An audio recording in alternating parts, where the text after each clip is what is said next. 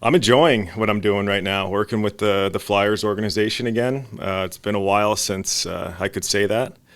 The intro was correct. I was drafted in the third round a long time ago, and kind of went through the development process here in Philly, played most of my time in the American League with the Phantoms, and learned a lot in those years, went off and finished my career with other teams, but it's kind of full circle to come back to be in Voorhees, chilling with you guys again. We have some great memories and a few good laughs that we've had over the years. Doing a lot of different things with the team. This first year with the group, I basically took it all in, learned as much as I could. I mean, it's tough when you switch organizations. You gotta learn names, the training staff, the players of two teams, all our prospects, the front office, everybody involved. I tried to take in as much as I can, and starting year two, I'm ready to have more of an impact on the group, and couldn't be happier that the season's starting right around the corner. Yeah. That's great. Yeah, I mean, I'm sure everyone in the Flyers organization is happy to have you back here, and obviously got a ton of wisdom from your pro years, Stanley Cups, and all that good stuff. First thing we got to do is bring back these purple jerseys for the Phantoms. Right? Those Purple things, Rain. Remember, we were just on Those are sick. legendary run once we wore those jerseys. That's We never Yeah, lost in those things. That's right. I don't think we lost a game in those perps. I know. It's unbelievable. What a And then team. they have That to was cool. tweak it and bring in the blue, and Yeah, they did bring Take a the- little, but they don't well, wear the blue blue- jerseys though. not blue jerseys, but But they the do blue. have There's color. no more Yeah. purple left. In They're the still Phantoms. nice uniforms, They are. but They are. nothing They beats are. those purple Purple Phantom jerseys, jerseys. man, in the Spectrum, and then the Wells Fargo Center in the playoffs. They were insane. Right. The purple, were. the purple flood. It's still hard for me to say the Wells Fargo Center because it was like It was the right. First Union Center. yeah, that's right. And then it was the Wachovia Center for Yeah. years, Yep. I think. Right now Yeah. it's Was the it Wells the Core Fargo. States at one point too, or was that the Spectrum? I think that There's might been have a been the ton of names. I Spectrum. don't even know. The Spectrum was great. Yeah, it was that Wachovia a when we cool won, place. right?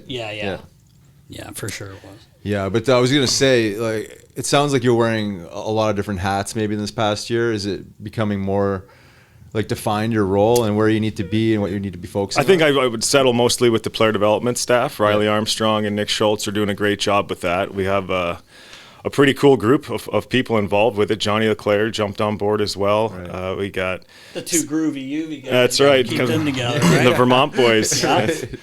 I think you're only supposed to have one Vermont guy on every team. We got two, so Exception. Two pretty good ones. right. Though. Two pretty good ones. Big Sammy Moe is involved with the player development. That's right. Chris Stewart as well. So it's a fun group that we all kind of bring a different element to it. But it's really exciting to be with the young prospects. We have a ton of them up in New England, in the Midwest. I can pop around and see those kids in their environments that they're in. Let them know that there's no rush. Pro hockey's here waiting for them, and that we've got a great support staff to help them out along the way.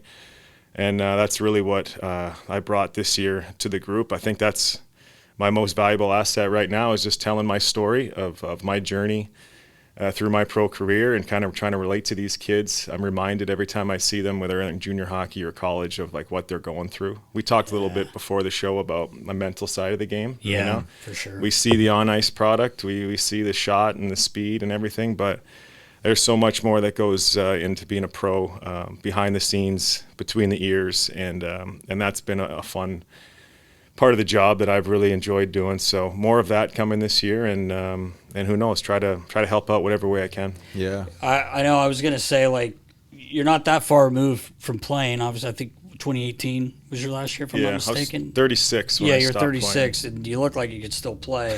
Some of the kids were saying that, watching you on the ice, and actually watching that game where Riley, Remember he chased me down? he diagnosed his own knee injury. By the way, I don't know if you missed that part, Rick. Sharpie. He comes off I hear the horn go. I've told this 100 times. Everybody's sick of hearing it, but I got to tell you this. I hear the horn blow. I'm like, oh, the game's over, because I was getting ready to walk back out to see Simmer, like, because Simmer and I was going with Simmer, and I hear like, "Brr," so I'm like, oh, the game's over. It was an overtime. All of a sudden, here he comes limping down the hallway. I went, well, I blocked a shot. This guy laid down, blocked a shot. I'm like, what'd you do, block a shot? No, I tore my MCL. And I was like, was the doctor out on the bench to tell you? He's like, I know, I've done it before. And I'm like, Oh, okay. It was an MCL He tear. stayed now. Actually teared it? Oh yeah, Oh, the yeah. last shift of that game, that Pro-Am game there. Tweaked it.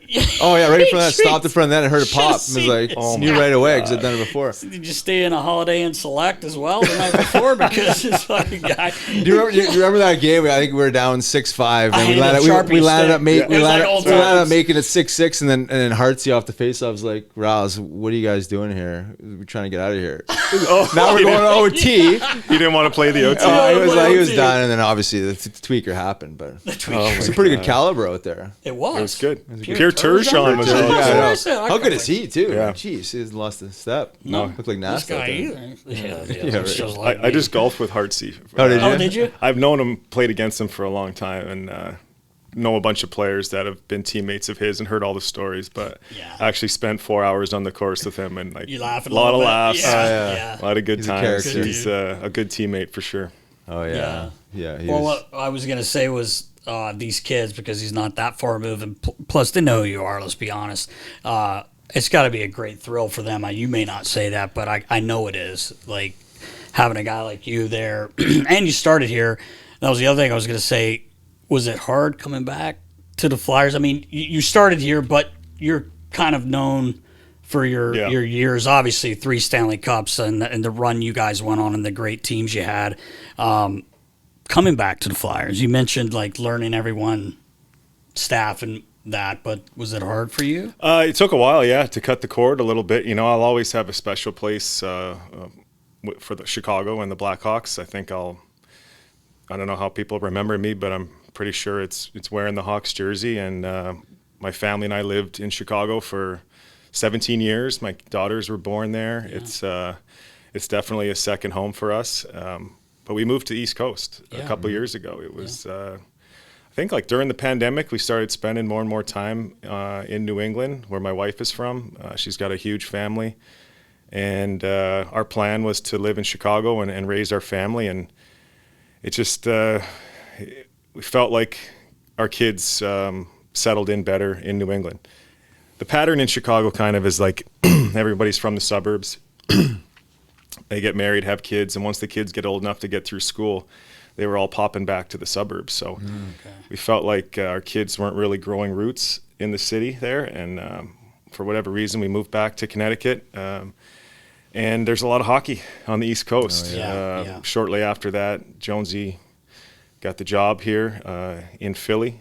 He left the broadcasting side of things, and we had a couple conversations, talked with Danny B, and was really excited about the fact that it's a couple-hour drive to get to Voorhees. I can get to Allentown where the Phantoms play. We got all kinds of prospects in New England, so I'm home with my wife and kids, 5-6 nights a week now, instead of spend a lot of time in the airplane, in the hotels, popping back to the Midwest. But Chicago was that's a whole nother podcast talking about the Hawks. And, it's awesome. The glory days that we had there, and when I first went to the team, it was in rough shape, and to see how a lot of people helped turn that thing around and what it became was an incredible run, and I'll always be thankful and have strong memories about Chicago. I'm sure. But Voorhees is like, coming back to answer your question, like going into the skate zone, the training facility there, it was like, man, I was looking over my shoulder for Johnny Stevens to start yelling at me coming in late again. But it's fun to be back, and it brings me right back to like 2000 to 2002 era when that's when I was here playing for the Phantoms, and I didn't really think about it a lot when you're in the middle of your career. Age 30, 35, whatever. But now it's like, I remember what it was like being a 21-year-old kid living in an apartment by myself for the first time, trying to figure out life on your own and what pro hockey's all about. So it's been awesome, really happy and excited for this year.